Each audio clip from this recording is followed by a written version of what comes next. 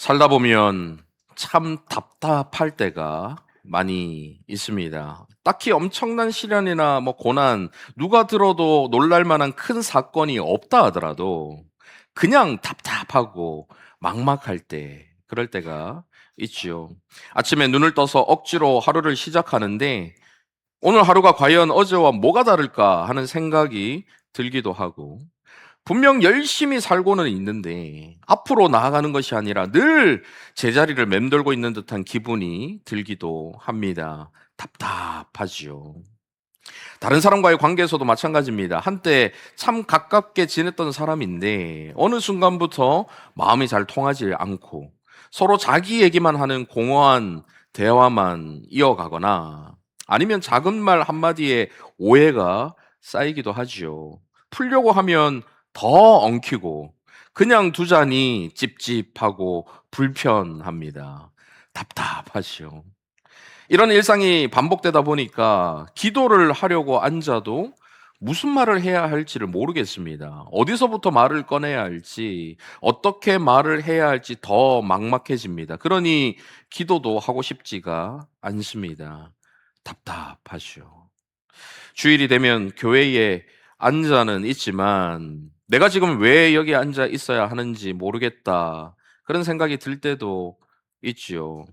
지금 여러분 표정을 보니까 한 두 분 정도 내 얘기다, 지금 내가 그렇다, 그런 거 계신데, 찬양을 부르고 말씀을 듣는데 분명 맞는 말씀인 건 알겠는데 내 삶에 연결이 되지 않고 뭔가 나와는 상관없는 것 같을 때도 있습니다. 답답하죠. 이것이 고난입니까? 아닙니다. 특별히 힘든 일이 있는 건 아니기 때문에 고난이라고까지 이야기하기는 좀 어렵습니다. 그렇다고 괜찮다고 할 수 있습니까? 그것도 아니죠. 딱히 안 괜찮을 것도 없는데 그렇다고 괜찮다고 하기도 참 애매한 현실. 답답하죠. 왜 이런 기분이 들까요?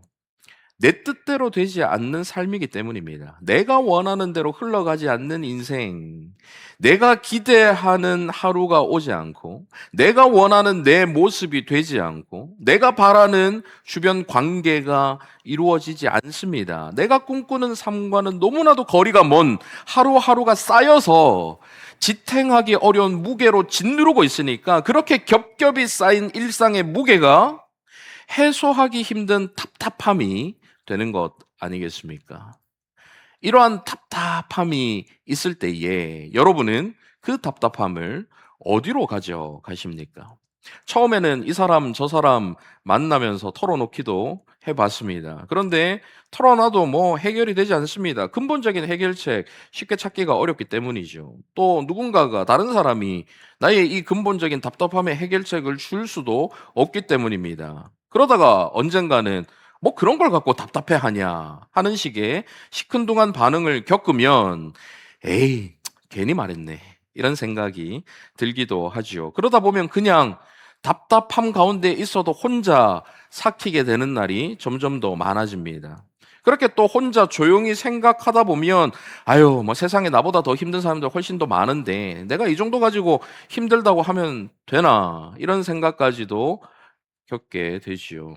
그러다 보면 그 답답함 속에서 그냥 답답한 상태로 계속해서 살아가게 됩니다. 이러한 현대인들의 보편적인 현실 앞에서 오늘 본문의 다윗이 그 답답함을 가져갈 곳이 있다라고 저와 여러분에게 말을 건네고 있습니다. 오늘 그 소리에 귀를 기울이면서 함께 은혜를 나누고자 합니다. 먼저 오늘 본문 1절 한번 보십시오. 같이 한번 읽어보실까요? 1절 시작. 내 하나님이여, 내 하나님이여, 어찌 나를 버리셨나이까? 어찌 나를 멀리하여 돕지 아니하시오며 내 신음소리를 듣지 아니하시나이까? 여러분 1절만 봐도 벌써 답답하지 않으십니까? 하나님께 버림받은 기분, 아무리 외쳐도 도와주지 않으시고 기도에 응답하지 않으시는 것 같은 그런 기분. 다윗이라는 오래전 한 사람의 이 절규에 가까운 이 고백이 저와 여러분을 답답하게 만드는 것은 우리 역시도 그런 기분을 느낄 때가 종종 있기 때문이죠. 다윗의 상황이 어떤지 계속 한번 살펴볼까요? 6절 이하를 한번 보십시오. 나는 벌레요 사람이 아니라 사람의 비방거리요 백성의 조롱거리니이다. 스스로를 가리켜서 벌레다라고 지칭할 정도로 지금 굉장히 낮아져 있는 그런 상태죠. 나를 보는 자는 다 나를 비웃으며 입술을 삐죽거리고 머리를 흔들며 말하되 그가 여호와께 의탁하니 구원하실걸? 그를 기뻐하시니 건지실걸 하나이다. 비꼬는 거죠. 사람들이 막 하나님을 믿는다고 하더니 그 하나님이 지금 어디 있냐 뭐 이런 식으로 그의 신앙까지도 조롱하고 있는 그런 상황입니다. 그러다 보니까 그는 주변에 아무도 내 편이 없다라는 그런 기분을 느끼고 있습니다. 12절 13절 보십시오. 많은 황소가 나를 에워싸며 바산의 힘센 소들이 나를 둘러쌌으며 내게 그 입을 벌림이 찢으며 부르짖는 사자 같으니이다. 주변에 황소들이 둘러싸고 사자 같은 자기를 공격하는 무리들밖에 없어 보이는 그런 상황이죠. 14절 이하도 이어서 보십시오. 나는 물같이 쏟아졌으며 내 모든 뼈는 어그러졌으며 내 마음은 밀랍 같아서 내 속에서 녹았으며 내 힘이 말라 질그릇 조각 같고 내 혀가 입천장에 붙었나이다. 주께서 또 나를 죽음의 진토 속에 두셨나이다. 굳이 지금 다윗의 이 고백을 함께 나누는 이유는 저와 여러분이 이렇게 그림 언어로 또 묘사하지는 않는다 하더라도 이런 묘사들을 들으면서 그래 내 심정이 저런 심정인데 우리가 답답함을 느낄 때 동일하게 지금 다윗이 고백하는 것처럼 그런 심정을 느낄 때가 많기 때문이죠. 그는 온몸으로 고통을 느낍니다. 자신의 뜻대로 되는 것이 하나도 없는 것 같고 사람들에게는 버림을 받아 괴로운 상태에서 몸도 마음도 한계에 다다랐습니다. 그때에 하나님마저도 침묵하시는 것처럼 느껴지니까 얼마나 마음이 답답하겠습니까? 이러한 마음에서 우러나오는 절절한 탄식이 그 이후에 이어지는 구절들에서도 계속되고 있죠. 그런데 여기서 우리가 주목할 점이 있습니다. 다윗은 지금 자신의 그 답답함을 들고 어디로 나왔습니까? 하나님 앞으로 나왔죠. 하나님 앞에서 자신의 느낌, 자신의 기분, 자신의 생각, 자신의 상태를 있는 그대로 다 쏟아내고 있는 것이죠. 실제로 하나님께서 그를 멀리 하셨습니까? 아닙니다. 실제로 하나님께서 그의 소리를 듣지 않으셨습니까? 아니에요. 하나님은 여전히 그와 함께 하시는 분이셨어요. 그럼에도 자신은 그게 느껴지지 않는다라고 하면서 이 터져나오는 탄식을 다른 곳에서 털어놓지 않고 하나님 앞에 가서 하나님 앞에서 털어놓고 있는 것입니다.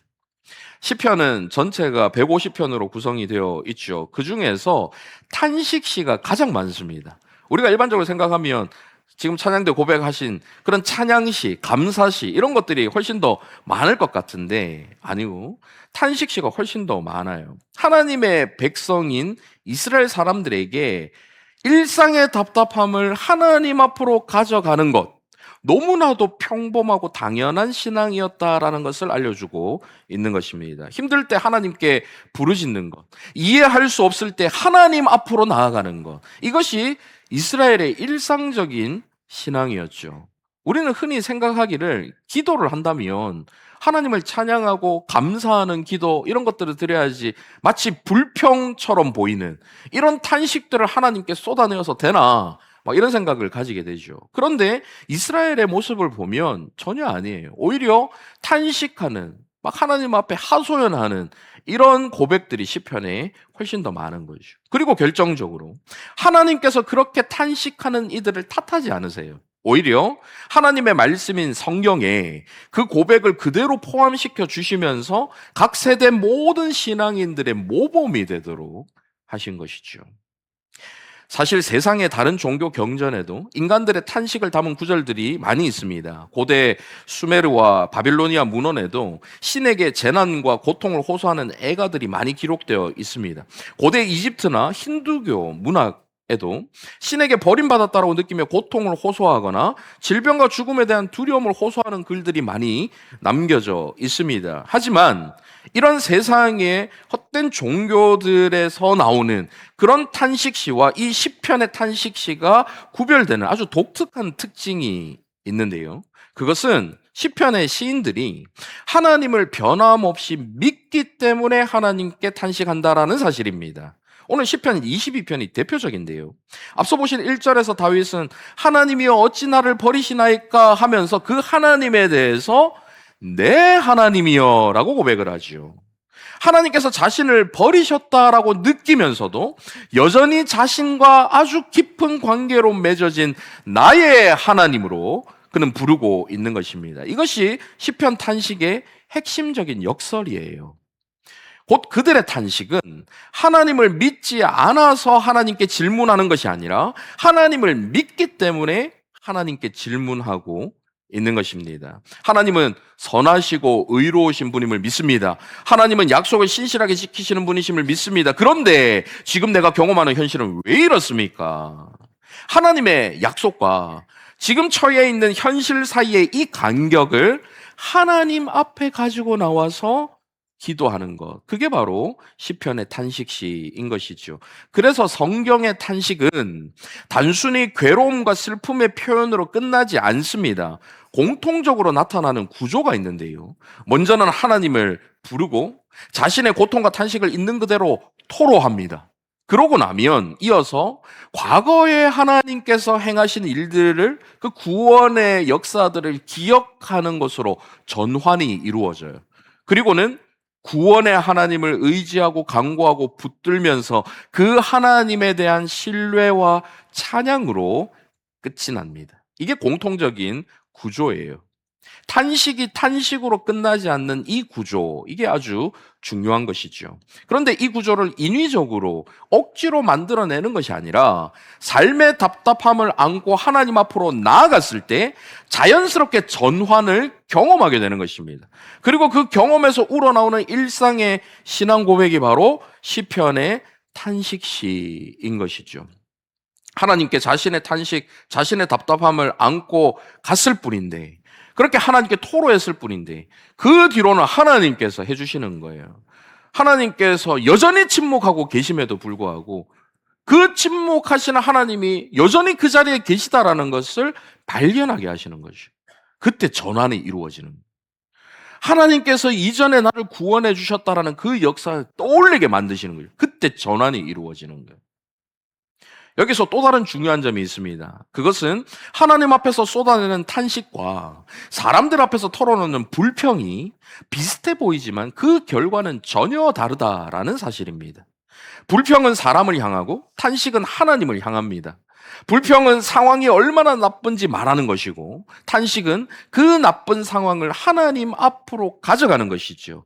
다윗은 지금 사람들에게 불평하고 하소연하지 않습니다. 공동체 안에서 하나님은 나쁜 분이십니다, 이런 이야기를 하는 게 아니에요. 억울한 마음, 답답한 심정을 안고 어디로 가요? 하나님 앞으로 나아가는 거예요. 하나님께 직접 부르짖고 있습니다. 이게 바로 불평과 구별되는 탄식인 것이죠. 답답함을 하나님 앞에 가져가는 것, 이것은 믿음이 약해서, 아니면 믿음이 없어서 하나님을 그저 원망하는 것과는 다릅니다. 오히려 하나님이 나의 하나님이라는 것을 믿기 때문에, 하나님께서 지금 이 답답한 상황과 무관하지 않다는 사실을 믿기 때문에, 지금 나의 간구를 하나님께서 들으실 것을 믿기 때문에 하나님 앞에서 탄식할 수가 있는 거죠. 반대로 답답함을 하나님 앞에 가져가지 않는 것이 하나님과의 관계를 끊고 하나님 없이 살아가는 믿음 없는 삶인 것이죠. 답답한 심정을 안고 나의 하나님이여 부르는 이 한마디가 바로 신앙의 시작인 것입니다. 완벽하게 정돈된 언어가 아니어도 상관없습니다. 그냥 나의 하나님 아버지, 나의 하나님이여, 이렇게 시작하는 것으로도 충분한 것이죠. 그런데 이렇게 하나님 앞으로 나의 답답함과 탄식을 안고 나아가는 것, 나의 하나님이여라고 부르는 것조차도 우리는 힘이 들 때가 있죠. 그 이유가 무엇일까요? 오늘 본문 2절을 한번 보십시오. 같이 한번 읽어보실까요? 시작. 내 하나님이여, 내가 낮에도 부르짖고 밤에도 잠잠하지 아니하오나 응답하지 아니하시나이다. 이것 때문이에요. 이것 때문에 우리가 하나님 앞에 나아가기를 꺼려하고 나아가지 못하게 만드는 것입니다. 낮에도 밤에도 아무리 부르짖어도 하나님께서 응답하지 않으신 것 같은 이 경험, 이 생각, 이 느낌이 하나님 앞으로 나아가는 것을 가로막는 것이죠. 그런데 여기서 이런 생각을 가졌던 다윗이 응답이 없다는 사실조차도 하나님 앞에 나아가서 말하고 있죠. 어떻게 그게 가능했을까요? 그 힘이 어디서 나왔을까요? 본문 3절에서 5절까지 같이 한번 읽어보도록 하겠습니다. 시작. 이스라엘의 찬송 중에 계시는 주여, 주는 거룩하시니이다. 우리 조상들이 주께 의뢰하고 의뢰하였으므로 그들을 건지셨나이다. 그들이 주께 부르짖어 구원을 얻고 주께 의뢰하여 수치를 당하지 아니하였나이다. 자신은 지금 응답이 없는 것처럼 느껴지지만 그럼에도 그는 하나님이 어떤 분이신지 알고 있었어요. 이스라엘의 찬송과 예배 가운데 계시는 분이라는 사실을 알고 있었습니다. 어떻게 그게 알게 됐을까요? 이스라엘의 역사 속에서 일하셨던 분, 조상들이 경험했고 공동체가 함께 경험했던 하나님의 그 구원에 대한 증언이 다윗을 붙들어주고 있는 것입니다. 이것이 바로 공동체가 필요한 이유예요. 오늘 시편 22편을 함께 성령으로라는 지금 공동체를 살피고 있는 이 시리즈 설교에서 다루고 있는 이유입니다. 내가 지금 경험하지 못해도 공동체의 증언이 나를 붙들어주고 있는 거예요. 나는 지금 하나님을 느끼지 못하는데 하나님의 응답이 전혀 없는 것처럼 느껴지는데 그렇지만 하나님은 여전히 신실하신 분이라는 다른 사람의 이야기가 다시 한번 나를 하나님 앞으로 나아갈 수 있도록 해주는 겁니다. 그래, 저 사람이 하나님을 만났다고 하니까 하나님 분명히 살아계시고 그 하나님이 나도 만나 주실 거야. 이런 마음으로 하나님 앞으로 나아갈 수 있는 힘을 주는 거죠. 물론 공동체가 해결책을 주지 못해요. 우리의 답답함을 풀어주는 근원적인 문제 해결책이 될 수는 없습니다. 그런데 공동체가 줄 수 있는 게 무엇입니까? 그 답답함 하나님께 가져가 봐. 이야기할 수 있는 거예요. 하나님이 여전히 신실한 분이셔. 내 인생에 이렇게 역사하신 분이셔. 그분이 너도 도와주실 거야. 공동체가 하나님께로 인도하는 것은 할 수 있는 거죠. 그럴 때 하나님 앞에 갔을 때에 하나님께서 이후의 모든 것들을 해결해 주시는 겁니다. 이렇게 공동체가 답답함 가운데 흔들리는 각 개인들을 붙들어 줄 수 있는 공동체가 되어야 되는 거죠. 우리 서울제일공동체가 그런 공동체 되길 바랍니다. 우리는 연약해서 신앙이 뜨겁다가도 식어질 때가 있어요. 하나님을 뜨겁게 사랑하다가도 그 마음이 식어질 때가 있습니다. 그럴 때 누군가가 지금 뜨거운 때를 지나고 있는 형제 자매가 공동체 안에서 그 영향을 끼치는 거예요. 증언으로. 탄식이 증언이 되어서 그 사람에게 전달되는 그 순간 이 식어버린 사람이 다시 하나님께로 나아갈 수 있는 용기를 가질 수 있는 거예요. 공동체가 그런 공동체가 되어야 되는 것입니다. 그렇게 되기 위해서는 어떻게 해야 될까요? 신실하신 하나님에 대한 공동체에 살아있는 증언이 있어야 되겠죠. 그 증언이 있으려면 어떻게 해야 돼요? 먼저 경험이 있어야 되겠죠. 그런 경험이 있으려면 어떻게 해야 됩니까? 하나님 앞으로 나아가야 하는 것입니다. 처음부터 반대로 다시 한번 얘기해 볼까요? 답답함을 안고 하나님 앞으로 나아갈 때에 그 나아감이 경험을 만들고 그 경험이 증언이 되고 그 증언이 각 개인과 공동체를 붙들어주는 것입니다. 공동체의 증언으로 하나님 앞에 나아갈 수 있는 힘을 얻은 다윗이 이제 그렇게 하나님 앞에 나아가 보니까 무엇을 떠올리게 됩니까? 오늘 본문 9절 10절 보십시오. 오직 주께서 나를 모태에서 나오게 하시고 내 어머니의 젖을 먹을 때에 의지하게 하셨나이다. 내가 날 때부터 주께 맡긴 바 되었고 모태에서 나올 때부터 주는 나의 하나님이 되셨나이다. 이 사실을 다시 되새기게 된 거예요. 공동체의 역할을 통해서 하나님 앞에 나아가서 자신이 그 조상들의 경험에서 자신의 삶으로 그 기억을 옮겨와서 내가 태어날 때부터 하나님은 나의 하나님이셨습니다라는 그 사실을 떠올리게 되는 겁니다. 지금 비록 하나님께서 침묵하시는 것처럼 느껴져도 그 하나님께서 처음부터 나와 함께 하셨던 분이시다라는 사실을 떠올리면서 과거의 그 기억을 통해 현재의 고통, 현재의 답답함을 이겨낼 수 있는 힘을 얻게 된 것이죠. 그렇게 하나님 앞에서 자신의 답답함을 쏟아내던 다윗이 본문 21절에서 이렇게 고백합니다. 같이 한번 읽어보실까요? 시작. 나를 사자의 입에서 구하소서. 주께서 내게 응답하시고 들소의 뿔에서 구원하셨나이다. 1절부터 20절까지 고통과 부르짖음이 계속되다가 갑자기 21절 마지막에 주께서 응답하시고 구원하셨다 이렇게 고백을 하고 있죠. 그리고는 22절부터 찬양이 시작됩니다. 본문 어디에도 하나님께서 어떻게 응답하셨는가, 어떻게 구원하셨는가 이런 내용은 나오질 않아요. 다윗이 왜 아무런 설명을 하지 않고 갑자기 이렇게 전환을 보이고 있을까요? 논리적으로 설명하거나 증명할 수 없기 때문입니다. 상황이 바뀐 게 아니에요. 고통이 사라지거나 원수들이 물러간 게 아닙니다. 그런데 하나님께서 자신의 탄식을 들어주셨다라는 이 사실을 하나님 앞에 나아가서 탄식하다 보니까 어느새 다윗이 깨닫게 되는 거예요. 어느 순간 하나님의 침묵에도 이유가 있으시구나 하는 것을 깨닫게 되는 거예요. 하나님은 여전히 조용히 계신데, 여전히 침묵하신데, 근데 침묵하시면서도 그 자리에 계시는구나 하는 것이 깨달아지는 거예요. 아, 여전히 하나님은 나와 함께 하시는구나. 그럼 뜻이 있으시겠지. 그럼 하나님께서 책임져 주시겠지. 이 마음이 그 가운데 있는 거예요. 그러니까 어느새 다윗이 깨닫게 된 겁니다. 뚜렷이 이거다 말로 표현할 수 없지만 그는 마음 깊이 하나님에 대한 신뢰를 회복하게 된 거예요. 이게 바로 믿음의 경험입니다. 우리가 기대하는 응답은 상황의 변화예요.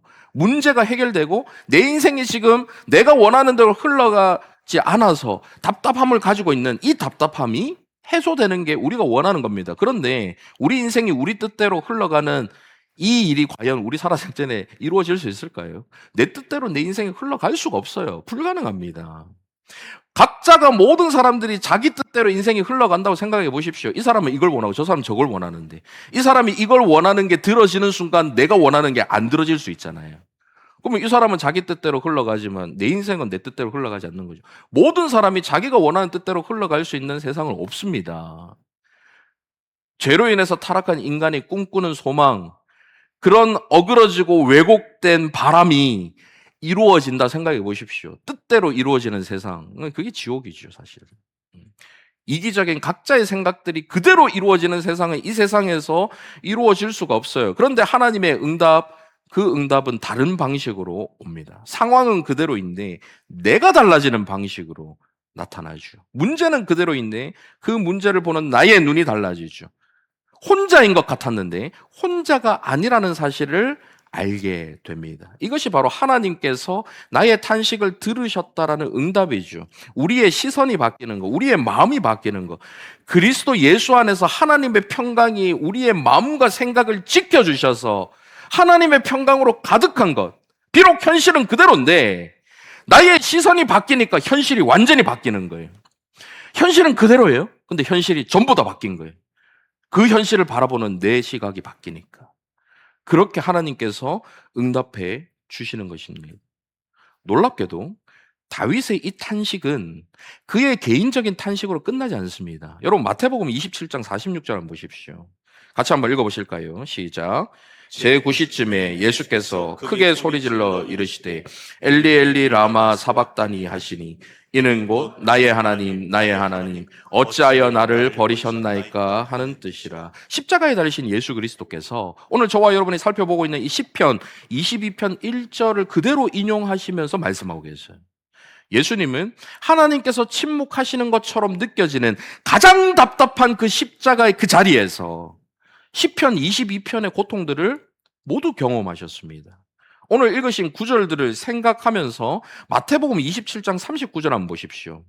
지나가는 자들은 자기 머리를 흔들며 예수를 모욕하여 7절에서 앞서 살펴본 것처럼 머리를 이렇게 고개를 절레절레 흔들면서 막 조롱했던 그 다윗이 묘사한 조롱이 그대로 나타나죠. 43절 이어서 보시면 그가 하나님을 신뢰하니 하나님이 원하시면 이제 그를 구원하실지라 그의 말이 나는 하나님의 아들이라 하였도다 하며 그가 하나님께 간구하니까 하나님 그를 구해 주실 거야. 다윗이 8절에서 묘사한 신앙을 조롱하는 장면이 지금 예수님께 그대로 나타나고 있는 거예요. 오늘 본문 16절 한번 보십시오. 시편 22편 16절. 개들이 나를 에워쌌으며 악한 무리가 나를 둘러 내 수족을 찔렀나이다. 지금 다윗이 고백하는 거거든요. 다윗은 지금 은유적으로 표현했을지 몰라요. 그런데 이 고백 그대로 예수님은 실제로 날카로운 못이 예수님의 수족을 찔렀습니다. 그걸 그대로 경험하신 것이죠. 18절에서 다윗이 한 고백. 내 겉옷을 나누며 속옷을 제비 뽑나이다. 이 고백이 예수님께 어떻게 현실이 되는지 요한복음 19장 23절 이하를 보십시오. 같이 읽습니다. 23, 24절 시작. 군인들이 예수를 십자가에 못 박고 그의 옷을 취하여 네 깃에 나눠 각각 한 깃씩 얻고 속옷도 취하니 이 속옷은 호지 아니하고 위에서부터 통으로 짠 것이라. 군인들이 서로 말하되 이것을 찢지 말고 누가 얻나 제비 뽑자 하니 이는 성경에 그들이 내 옷을 나누고 내 옷을 제비 뽑나이다 한 것을 응하게 하려 함이라. 군인들은 이런 일을 하고. 다윗은 자신의 답답함을 하나님 앞에서 정직하게 털어놓았는데 1000년이 지난 후에 그 언어가 예수 그리스도의 고통을 정확하게 담은 것이 되었습니다. 다윗은 당연히 그렇게 될 줄 몰랐겠죠. 그런데 그의 가장 개인적인 고통이 그가 상상도 하지 못한 방식으로 하나님의 가장 큰 구원 사건을 드러내는 예표가 된 것이에요. 다윗이 받은 응답은 단순히 답답했던 그의 마음에 설명할 수 없는 안도감을 가져준 것으로 끝나지 않았습니다. 내 뜻대로 살려고 하나님을 멀리 떠나서 하나님과 분리된 인간, 내가 인생의 중심이 되려 몸부림치면서 하나님과 끊어진 인간, 그 끊어짐의 결과가 무엇입니까? 하나님 없는 삶, 하나님께 버림받은 것 같은 삶, 하나님의 응답이 없는 것 같은 깊은 답답함으로 가득한 삶이죠. 그런데 예수님께서 십자가 위에서 그 끊어짐을 담당하셨어요. 나의 하나님, 나의 하나님, 어찌하여 나를 버리셨나이까 절규하시며 우리가 버림받지 않도록 하기 위해서 자신이 버림을 받으셨습니다. 우리가 하나님과 다시 연결되도록 해주시기 위해서 예수님이 하나님과 분리되셨죠.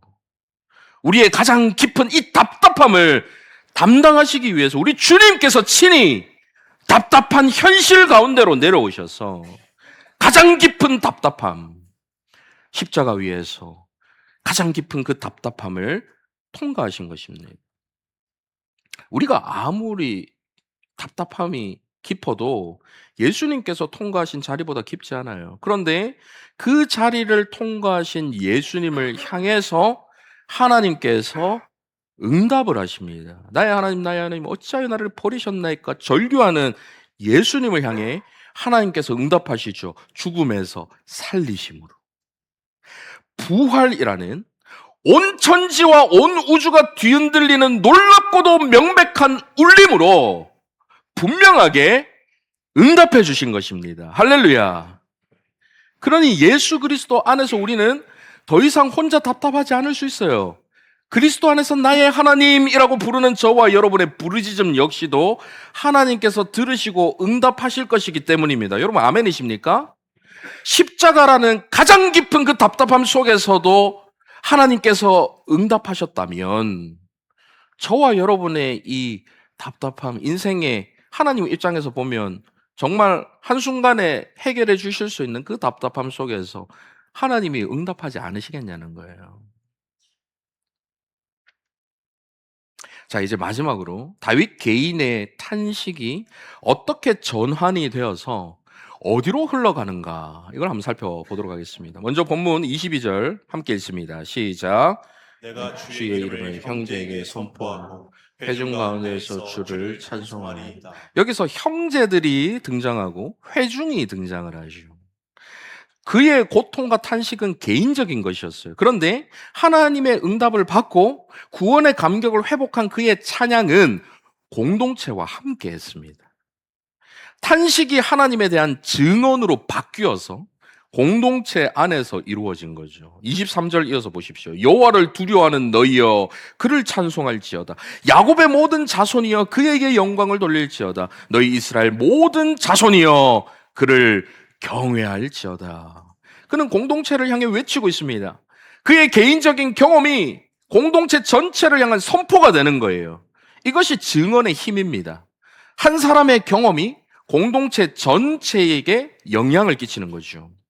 우리도 마찬가지예요. 저와 여러분이 답답함을 들고 하나님 앞에 나아갔을 때에 경험한 것이 있을 것입니다. 설명하기 어렵지만 무언가 달라진 것이 있지요. 하나님께서 나의 탄식을 들으셨다라는 것을 알게 된 그 순간 말입니다. 그 경험을 공동체 안에서 나눌 때에 그것이 옆 사람의 답답함을 담는 그릇이 되는 거예요.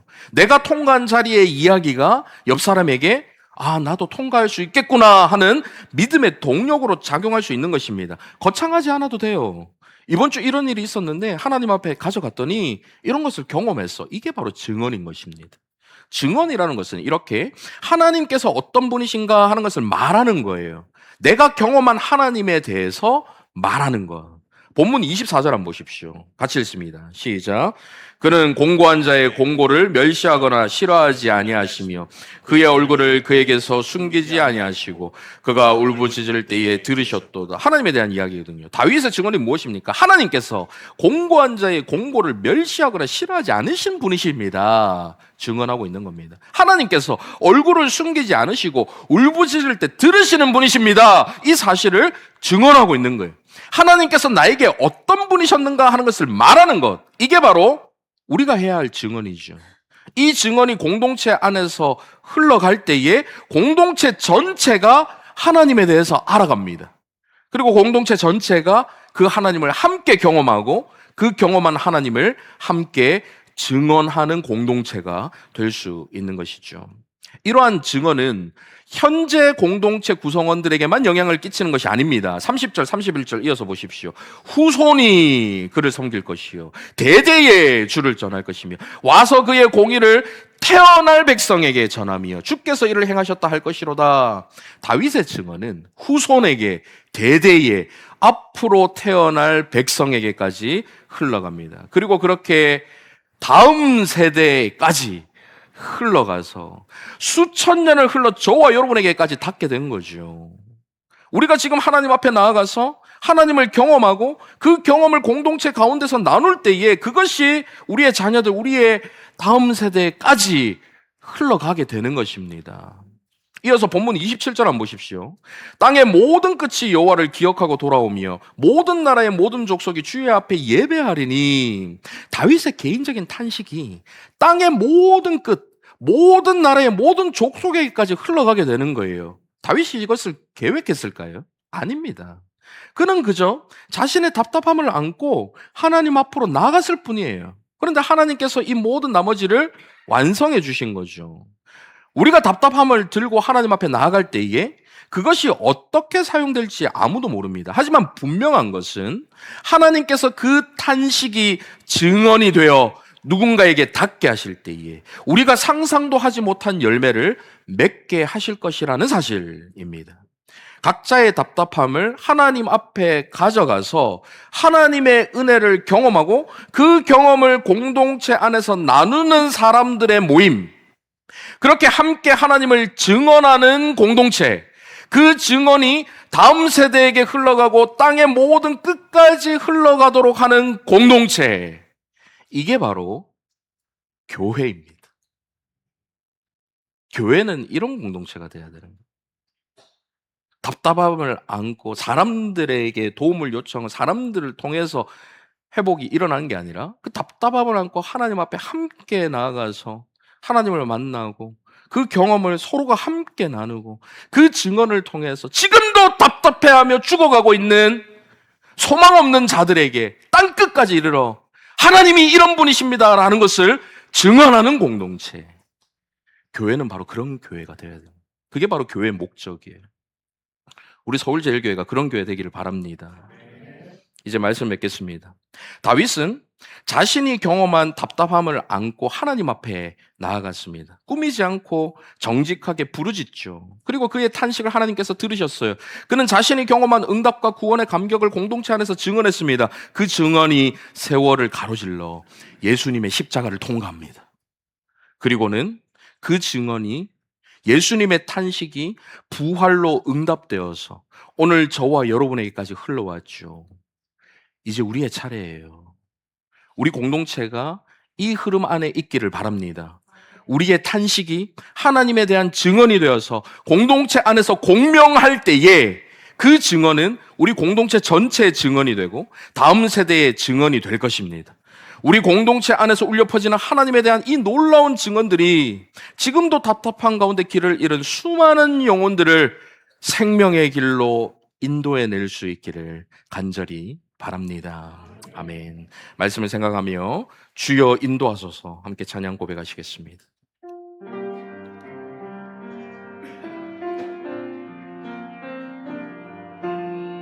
지치고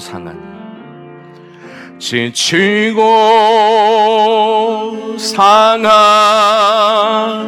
내 영혼을 주여 받아주소서. 내가 주께로 지금 가오니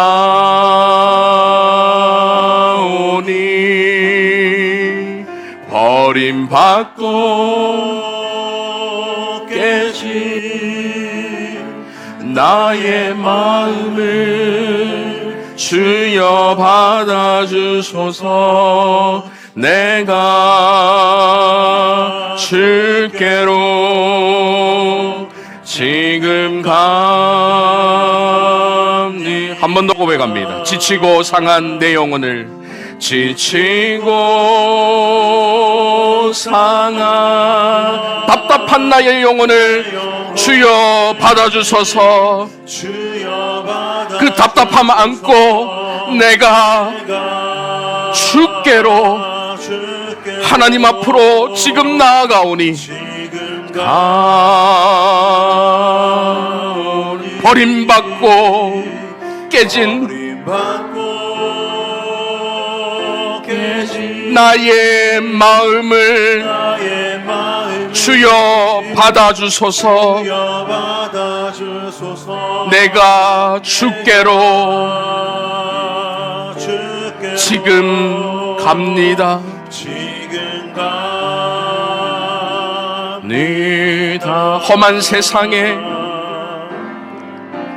험한 세상에 날 혼자 있게 마시고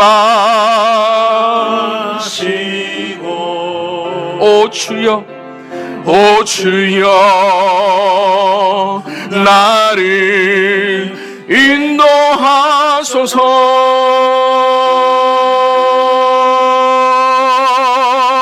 거친 비바람 불어올 때 나를 보호하시고 오 주여 나를 인도하소. 험한 세상에 날 혼자 있게 마시고 험한 세상에 날 혼자 있게 마시고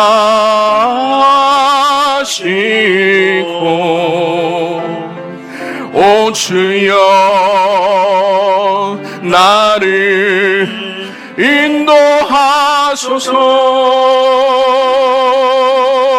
우리 삶에 불어오는 거친 비바람 불어올 때 주님만이 나를 보호하시고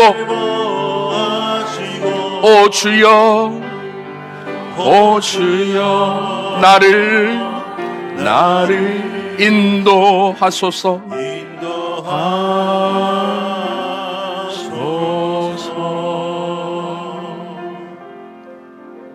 사랑하는 여러분, 살아가면서 답답할 때 참 많죠.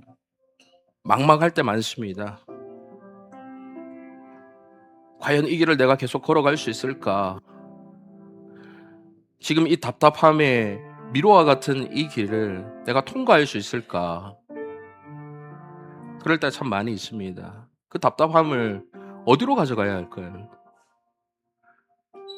주님, 변함없이 우리를 사랑하시는 주님, 우리를 위해서 자신의 생명까지도 모두 다 내어주신, 우리가 서야 할 자리에 대신 서셔서 우리를 구원해 주신 그 주님 앞에 가져가야 하는 것이죠.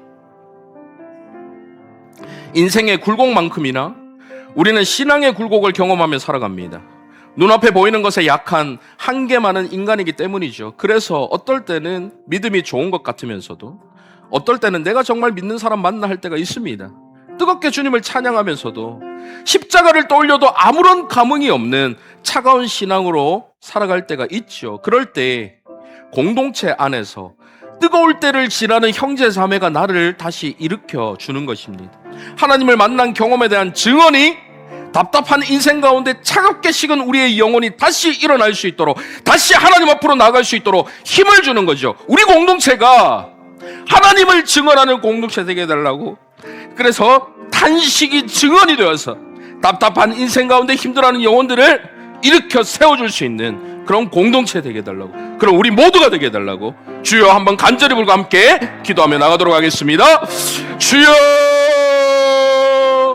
자비로우신 아버지 하나님, 우리 삶에 답답함이 많습니다. 막막함이 많습니다. 어려움이 많습니다. 주님께서 어디 계신지 알지 못하는 때 아무리 주여 부르시셔도 주님의 응답을 받지 못할 것처럼 느껴지는 그런 캄캄한 미로와 같은 때를 지날 때가 있습니다. 주님 앞에 나아가지도 못하고 주님 앞에 서지 못하는 연약한 때, 주님을 부르지도 못하고 찾지도 못하는 그 막막한 때, 그때도 변함없이 우리와 함께 하시는 주님, 그때도 변함없이 우리를 사랑한다 말씀해 주시는 그 주님을 저희들이 만나기를 소원합니다. 지치고 상한 우리의 영혼을 주님 받아주시고, 깨지고 상한 우리의 심령을 주님 회복시켜 주시옵소서. 주님 앞에 나아가서 주님을 만난 그 경험을 우리의 증언으로 만들어 주셔서 공동체 안에 하는 이 증언을 통해 또 다른 누군가, 쓰러져 있는 또 다른 누군가가 다시 일어날 수 있는 힘을 얻게 하시고, 이 증언이 땅끝까지 이르러 세상 가운데 소망 없이 생명의 빛 없이 살아가는 절망하는 영혼들 일으켜 세워줄 수 있는 놀라운 증언이 될 수 있도록 주님 역사하여 주시옵소서. 우리 서울제일교회가 그런 공동체 되기를 소원합니다. 하나님이 어떤 분이신지 증언하는 공동체, 서로가 서로를 향해서 하나님이 어떤 분이신지 증언함을 통해 온 성도가 함께, 온 공동체가 함께 살아계신 하나님을 경험하는 공동체, 그 하나님을 함께 증언하는 공동체 될 수 있도록 주님 은혜 베풀어 주시옵소서. 자비로우신 아버지 하나님, 지치고 상한 내 영혼을 받아주시옵소서. 버림받고 깨진 나의 마음을 주여 받아주시옵소서. 주님을 만난 경험으로 주님을 더욱 깊이 사랑하며 늘 우리를 사랑하시는 신실하신 주님에 대해 담대하게 증언하며 살아가는 저희 모두가 되게 하여 주시옵소서. 살아계신 예수 그리스도의 이름으로 기도하옵나이다. 아멘.